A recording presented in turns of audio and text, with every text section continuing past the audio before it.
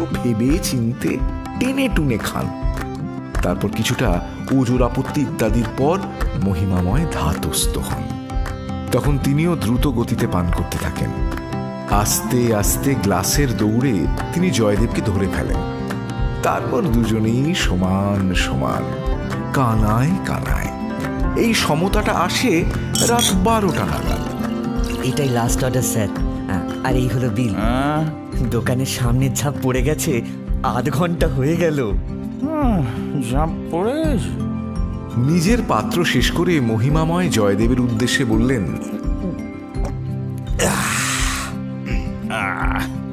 এই যে বাবা গীত গোবিন্দ, এইবার গাত্রোত্থান করলে আমি, এই পানশালা এবং বাকি সব শালা কৃতার্থ হয়। এই চল উঠে পড়, উঠে পড়, উঠে পড়। আমার কাঁধে বলতে চল।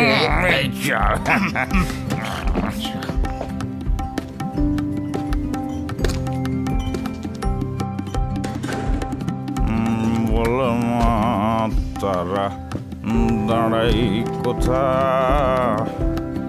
আরে বলো মা তারা দাঁড়াই কোথা। এই জয়দেব কোথায় দাঁড়াই বলতো ভাই? আশেপাশে কোথাও। কিঞ্চিত টলতে টলতে দুই ছায়ামূর্তি জয়দেব ও মহিমাময় পিছনের দরজা দিয়ে প্যাসেজে বেরিয়ে উল্টো ঘুরে পানশালা থেকে রাস্তায় এসে পড়লেন। রাস্তার খোলা হাওয়ায় রোজকার মতো মহিমাময়ের মন বেশ চাঙ্গা হয়ে উঠল। রাতের শহর পুরো ঘুমন্ত মোটেও বলা যায় না, টুকটাক গাড়ি ঘোড়া চলছে। শহর যেন নিদ্রা যাওয়ার নাম করে বিছানায় আধশোয়া হয়ে চলচ্চিত্র চঞ্চরি পড়ছে।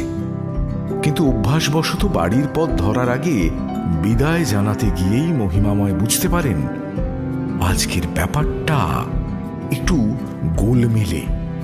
পানশালার বাইরে বেরিয়ে আসার কিছুক্ষণ আগে থেকেই জয়দেব বেশ চুপচাপ ছিলেন। হঠাৎ রাস্তায় বেরিয়ে এসে পেটে হাত দিয়ে বসে পড়লেন। কোথায় দাঁড়াই? এই কি হলো? এই জয়দেব এখানে বসে পড়লি কেন? আরে তুই শালা, পেটে যন্ত্রণা করছে। বিষয়টাকে তো কিছুতেই বাগে আনতে পারছি না রে শালা। দেখছি। এইরকম অবস্থায় খুব বিহ্বল হয়ে পড়েন মহিমাময়। তার চিরকালের স্বভাব হলো সমস্যা থেকে যথাসম্ভব দূরে থাকা। যদি কখনো সমস্যা ঘাড়ে এসে পড়ে তিনি সঙ্গে সঙ্গে বসে পড়েন, কোনো চেষ্টাই করেন না উদ্ধার পাওয়ার। আজও তাই করতেই যাচ্ছিলেন মহিমাময়। জয়দেবের পাশে নিজেও পেটে হাত দিয়ে বসতে যাচ্ছিলেন, কিন্তু সে কাজে বাধা পড়ল। পেছন থেকে কে একজন জামার কলার ধরে মহিমাময়কে আটকালেন। এই বেটা, করিস কি মাঝে রাতে ফুটপাতে বসতে যাচ্ছিস কেন? এই কলার ধরে টানছিস কে? এই ফুটপাত কে ওর বাপের নাকি? ও বাবা নন্দ, এ নন্দ তুই কোত্থেকে উদয় হলি রে? হ্যাঁ, আজ আমাদের সঙ্গে বসলি না যে বড়? হ্যাঁ, এই কোথায় ছিলি বল, সত্যি করে বল। এই তো পাশেরটাতেই। ও অফিসের এক বন্ধু জোর করে টেনে নিয়ে গেল। ও বাবা, কিন্তু মাঝরাতে রাস্তায় দাঁড়িয়ে তুই বা কি করছিস? আরে ধুস সারা, কি আর করবো, বাড়ি এর জন্যই তো বেরোলুম। কিন্তু দেখ না, এই জয়দেবটা কেমন যেন করছে। এক হাতে পেট চেপে ধরে হাঁটু দুটোর মাঝে মুখ গুজিয়ে অদ্ভুত ভাবে ফুটপাতে বসে আছেন জয়দেব। নন্দ একবার কয়েক মুহূর্তের জন্য তাঁর দিকে দৃকপাত করে মহিমাময়কে বললেন, মাঝে মধ্যেই তো এরকম হচ্ছে দেখছি। ডাক্তার দেখানো হয়েছে? আরে ডাক্তার তো দেখিয়েছে বলছে, কিন্তু ডাক্তারের কথা শুনলে তবে তো। কি বলছে ডাক্তার? আর নতুন কথা আর কি বলবে? না রে, এই মদ খাওয়াটা আমাদের জয়কে এবার ছাড়তেই হবে।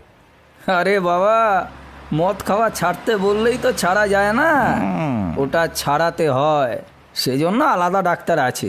এই ভূত ছাড়ানোর ওঝা হয় শুনেছি, মদ ছাড়ানোরও ডাক্তার আছে? হ্যাঁ, বলিস কি রে? এই প্রজাতিটার নাম তো আমি আগে কখনো শুনিনি। সে আর শুনবি কোত্থেকে? হ্যাঁ? তুই তো খোঁজ খবর কিছু রাখিস। আরে এই, এই যে ট্যাক্সি, রোককে রোককে। কথা বলতে বলতেই নন্দবাবু একটা ট্যাক্সি ধরে ফেললেন। তিনি মহিমাময়কে ভেতরে ঠেলে দিয়ে জয়দেবকে সাবধানে দাঁড় করিয়ে সামনে এগিয়ে ট্যাক্সির মধ্যে যেন ঢেলে দিলেন। অবশেষে নিজে উঠে পড়ে নন্দ বললেন, চলিয়ে সর্দারজি। শোন মহিমা, আগে জয়দেবকে নামাবো, আচ্ছা, তারপরে নামবো আমি, হ্যাঁ, সব শেষে তুই, বুঝলি? মহিমাময় মুখে শুধু হুম বললেও জবাবটা ততটাও ছোট নয়। এই যেন উত্তর নয়।